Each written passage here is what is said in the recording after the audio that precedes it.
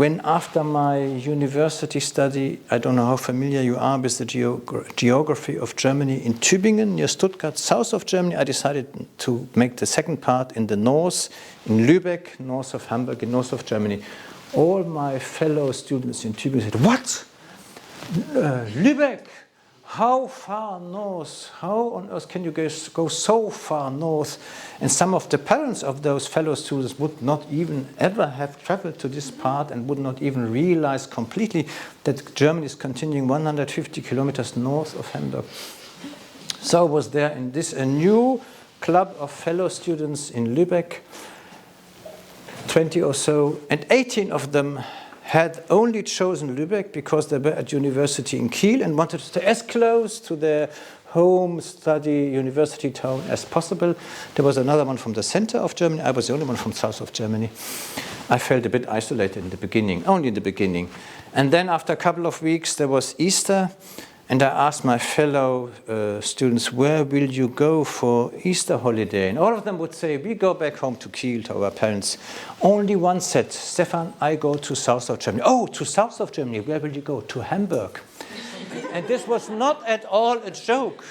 This was the perspective of the people in Schleswig-Holstein, north of Hamburg. For them, Hamburg is south of Germany. It's as silly as if you would say, "I go from Christchurch to south of New Zealand," when you go to Lincoln, isn't it? After my time as a lawyer in Paris, I was joining in 1987 the Ministry of Foreign Affairs. I wanted to go abroad as quickly as possible. What was not possible, I had first to make my 1 year of training and then 2 years in the legal department. Change of perspective, this had the enormous advantage that in the year 1989, the fall of the Berlin Wall, I was in Germany and not abroad. And I could live the most tremendous, unexpected political change ever in my lifetime. To be live in Germany, not in Berlin, but in Germany, when these totally unexpected events happened, not only in Germany, of course, but in the whole of Eastern Europe. All of a sudden, nobody had ever expected this. The Berlin Wall would fall in all Eastern Europe. Dictatorships would collapse only in this short period of time. Every German would remember where he or she was when he or she learned about the fall of the Berlin Wall. What would you think what every person of the generation of my parents would remember where he or she was when this happened? This was, just to make a parallel, this was the assassination of John F. Kennedy.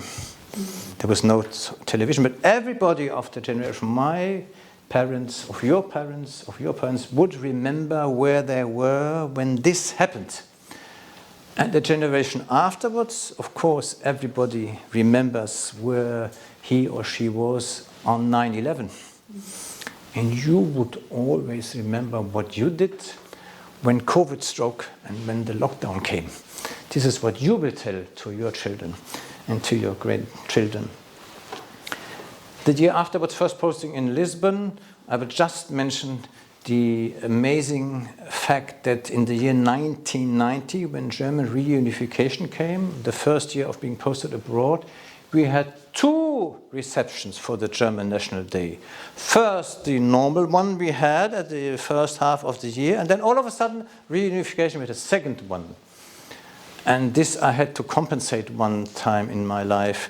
This was last year when the National Day reception had to be cancelled.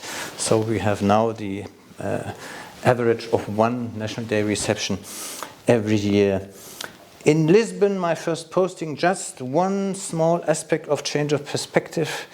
Portugal had, a couple of years before, joined the European Union. Portugal, looking at the Atlantic, looking at the former Portuguese colonies, had made a dramatic change of perspective looking to the former colonies, now looking to Europe. And a very nice joke I have heard for the first time in Portugal was, in Brazil, we have the privilege to be the only country in Southern America, this big, big country, to have a colony in Europe. This is change of perspective. Then I was back to the Ministry, Department of Human Resources. I will skip this. Then I was in Saudi Arabia 4 years, the most closed country of the world at that time, maybe behind the Afghanistan from the Taliban and North Korea.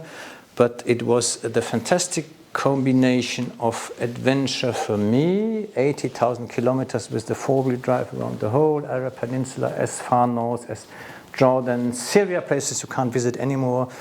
Lebanon, a safe place for my wife, who is less adventurous than I am, and for the two children, the biggest sandbag of the world. Riyadh, 500 kilometers sand in one direction, 1,000 in the other direction. And I learned an interesting change of perspective in the way that many people who, from the German business community, which was the main reason for us to be, for me as economic counselor to be at the embassy, they told me, Mr. Kawaliki Stefan, you are coming 20 years too late. 20 years or 10 years before, it was a much more interesting place, Saudi Arabia, than now after the oil boom. And I thought maybe they are right, but maybe they are totally wrong, because sometimes the bad times of today are the good old times of tomorrow, change of perspective. And I did not know how right I was, because only a year later came 9/11. 14 of the 16 terrorists on the planes were from Saudi Arabia, and the life and the security in Saudi Arabia dramatically changed. There were assassinations against foreigners, etc., etc., etc. So this was a change of perspective. Then came the most surprising, unexpected posting for me ever, which was Berlin. How could I know that I would be transferred to the new German capital, Berlin? I would like to share what I learned about change of perspective in this posting, where I was working 4 years for the German-French Cultural and Educational Corporation. I had the privilege to be part of the group who elaborated and created a common textbook of history for high schools. So a common textbook covering the whole history of mankind from the ancient time to the modern time in the identical version in German language to prepare German high school students for their German Abitur, school leaving certificate, A-level, and the same version in French, 3 volumes, to prepare the French high school students for the baccalaureate in history in France. So we had to have the clear indication and advice and guidance from the head of states from both countries. It was a group of historians, of representatives of the ministries, of the education ministries, to find if there is any common or enough common ground to create a common curriculum. And there was enough ground to find and to create a common curriculum, which is at the base of this first common textbook for history of 2 different countries. 3 volumes which are on the market, which can be used. And this was a great lesson of change of perspective for everybody who participated. This was so incredible for other countries. How can these 2 hereditary enemies, Germany and France, be able to create this common textbook that 2 countries which are much more far away from Germany and France than from you wanted it to be translated in their language? This was Korea and Japan. It triggered another common textbook between what we call our France in the East, which is Poland. Another common textbook, history for high schools between Germany and Poland. And the big lesson of change of perspective, for instance, is in this book would be allowed for German students to learn and to look at the history of Alsace-Lorraine, Alsace-Lothringen, which was at the core of the German-French conflict and wars, to look at the history of Alsace-Lothringen from the French point of view, from the French aspect. And French students would look at the history of Alsace-Lorraine and would learn it from the German perspective. And this is an incredible, unprecedented added value of education and of learning history. And of course, even I myself had great added value at looking at my own German history, all of a sudden from a much more change of perspective. To cut a long story short, Germany at that time was surrounded not by friends, but more by enemies. And whatever history has brought, now Germany is surrounded by friends, which is also also history of the European Union. Just one aspect regarding this idea and this approach of a common history book. You could also limit yourself not to have a common curricula, but to explain the history for two different aspects for use in two different countries. On one side, on the left page, you would tell the history of the country from the view of one country. On the right page, of the view of the other country, which you would call side by side, which is exactly the title of one textbook which is offered for two different parties. I would not ask you to guess it, but what would be the most difficult common history book in the current time of conflicts in the world? This would be a common textbook between Israel and Palestine. But this book exists, is called Side by Side, and tells the story on the left side from the Israeli point of view and the right side from the Palestinian point of view. It's not a common view, but it offers the added value of a change of perspective under one same cover. This is great, even though it's only, for the time being, side by side. I think I will have to skip some of the aspects I wanted to share with you. Just one quote from the time I was responsible for German schools abroad. I learned how difficult it is to make promotion for German language abroad, looking at French and English.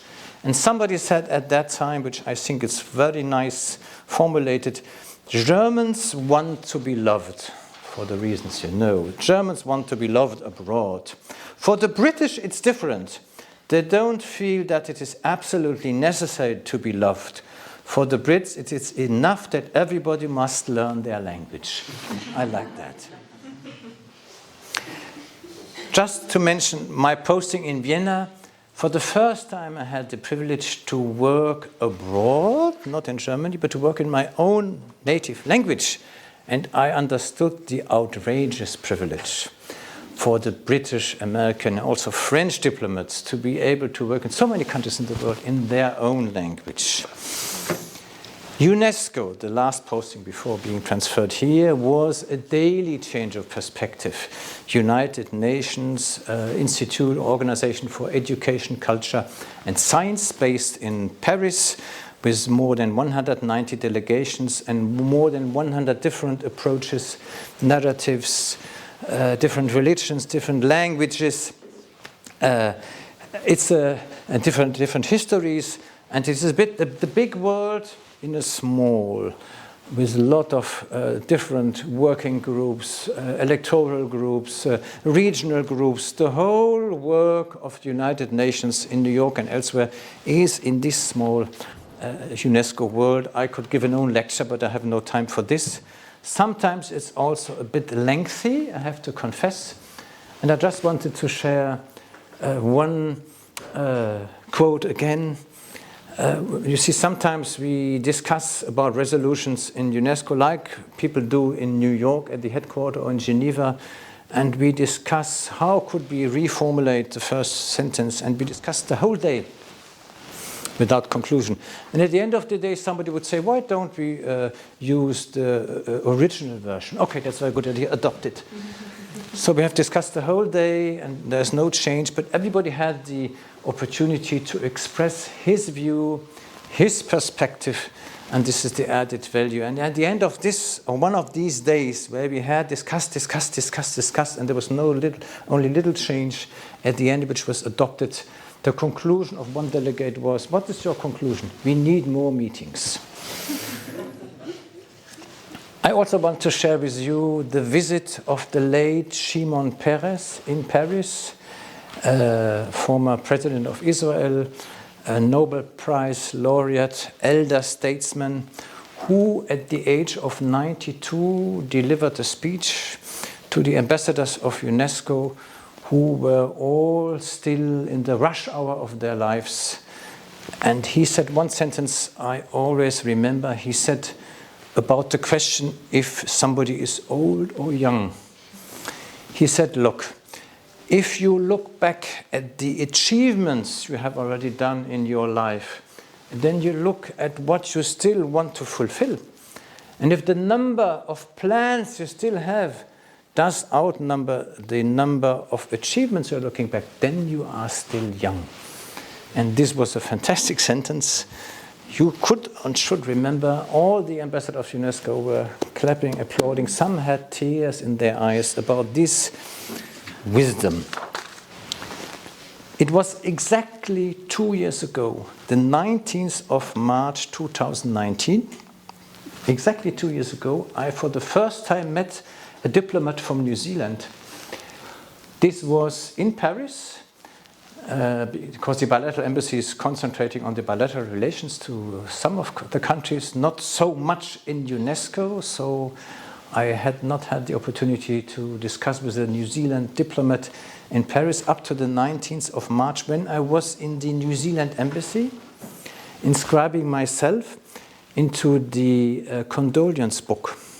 You would know for what event, the Christchurch mosque attacks, I was inscribing myself in the condolence book of the Embassy of New Zealand. Then I went back into my car and I saw on my mobile phone somebody from the Human Resources Department had tried to contact me. I knew this was the time when I should finally know what would be my next posting.